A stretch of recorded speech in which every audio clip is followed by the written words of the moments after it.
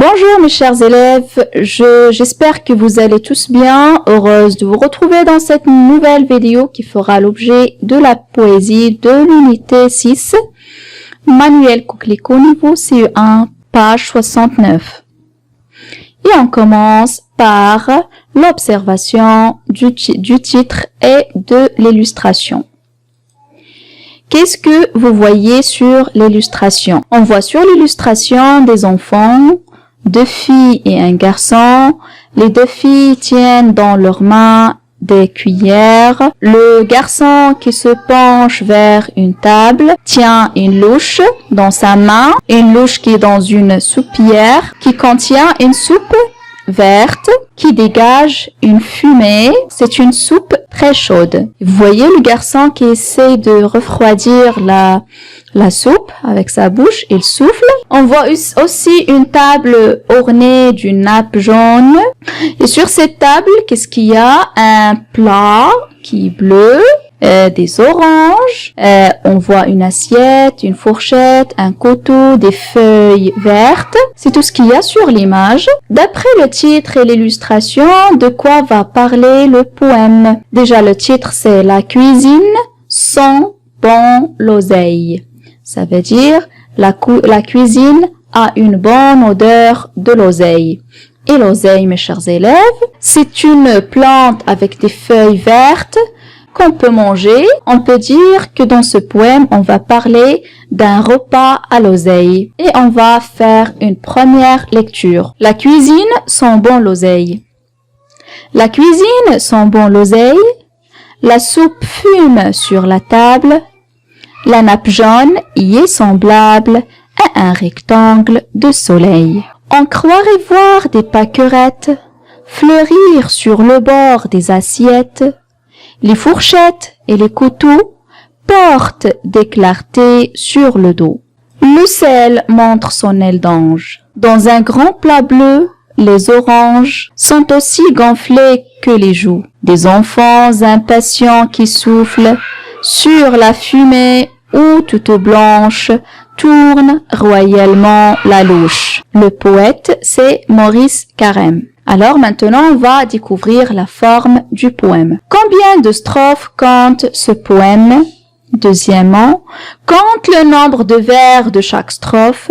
Que constates-tu? Dans chacune des deux premières strophes, cherche les mots à la fin des vers qui se terminent par le même son. Voilà le poème et les questions. La ligne dans un poème, comment on l'appelle? Le vers. Voilà, ça c'est un vers, ça c'est un deuxième, ça c'est un troisième, c'est un quatrième, etc.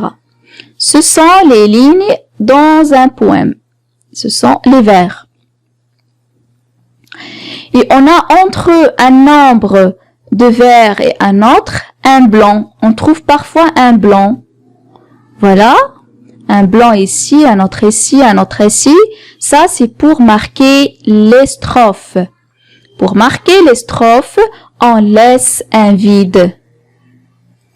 Voilà, ça c'est une strophe. Maintenant, on va répondre à la question numéro 1. Combien de strophes compte ce poème? On va les compter ensemble. On a 1, 2, 3, 4. Le poème est composé de 4 strophes.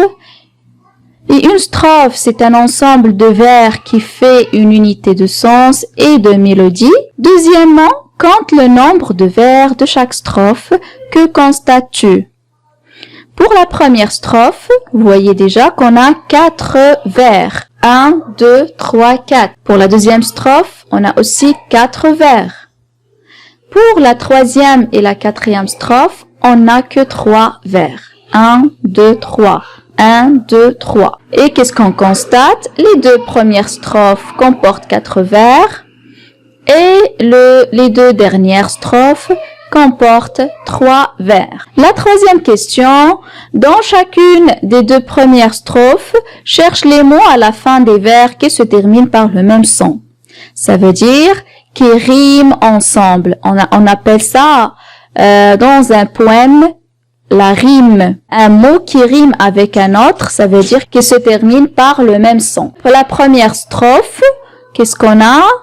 L'oseille, la table, semblable, soleil. Ce sont les mots à la fin de chaque vers. Oseille rime avec soleil, c'est clair, il se termine par le son ei. Étable rime avec semblable, il se termine par le son l. Et pour la deuxième strophe, on a les mots pâquerette, assiette, couteau, dos.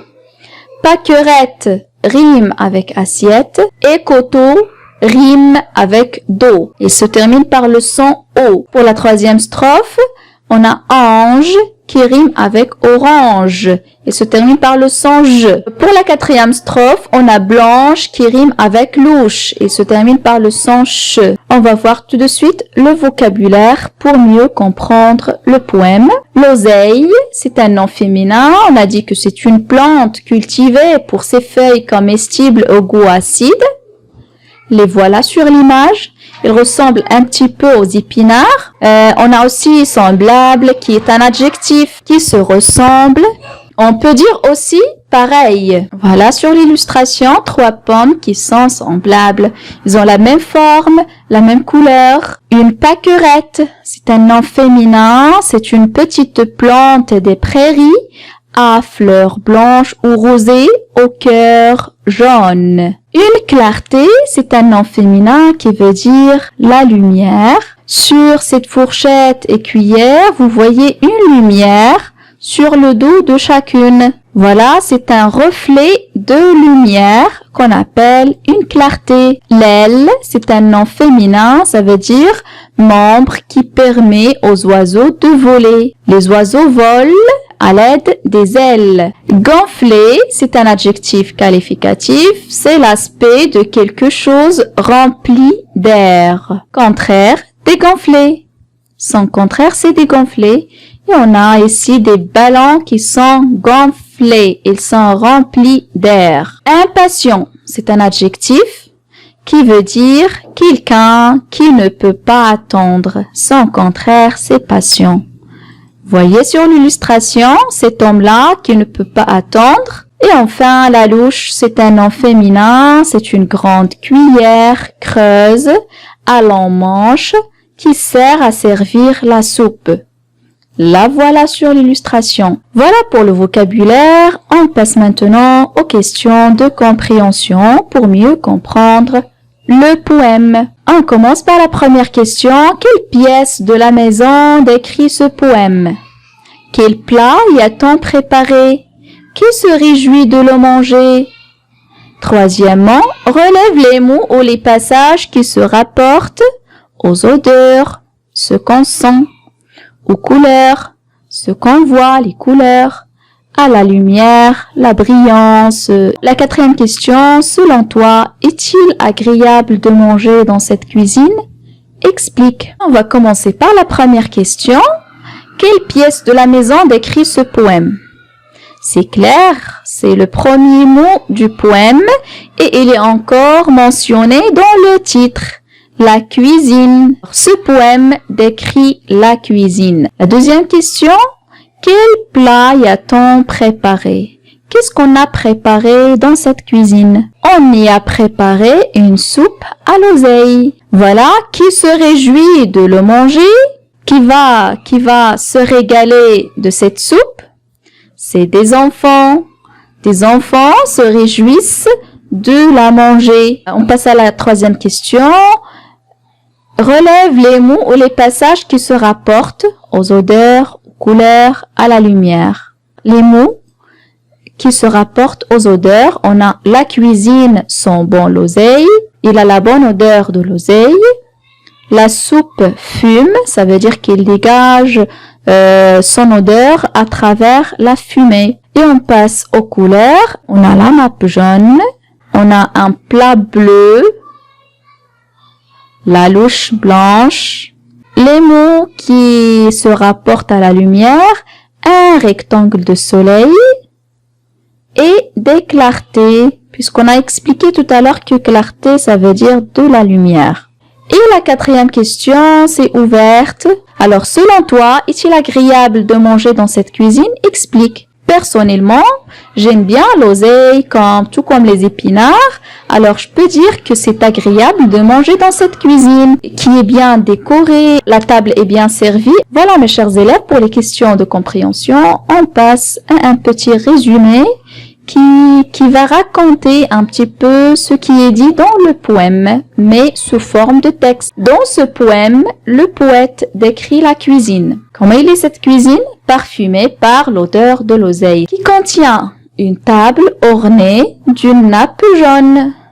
Sur cette table, il y a un plat bleu qui comporte des oranges, une salière sous forme d'un ange avec des ailes. C'est celle-là, c'est une salière, là où on met le sel.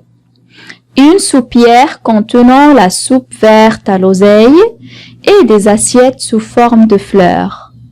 Et autour de cette table, des enfants qui ont hâte de goûter la délicieuse soupe. Voilà mes chers élèves pour le résumé. On va lire le poème une dernière fois. Essayez de l'apprendre par cœur. La cuisine sent bon l'oseille. La cuisine sent bon l'oseille. La soupe fume sur la table. La nappe jaune y est semblable à un rectangle de soleil. On croirait voir des pâquerettes fleurir sur le bord des assiettes. Les fourchettes et les couteaux portent des clartés sur le dos. Le sel montre son aile d'ange. Dans un grand plat bleu, les oranges sont aussi gonflées que les joues. Des enfants impatients qui soufflent sur la fumée où toute blanche tourne royalement la louche. Voilà mes chers élèves, la leçon d'aujourd'hui touche à sa fin. Merci de votre attention. À très bientôt, Inch'Allah.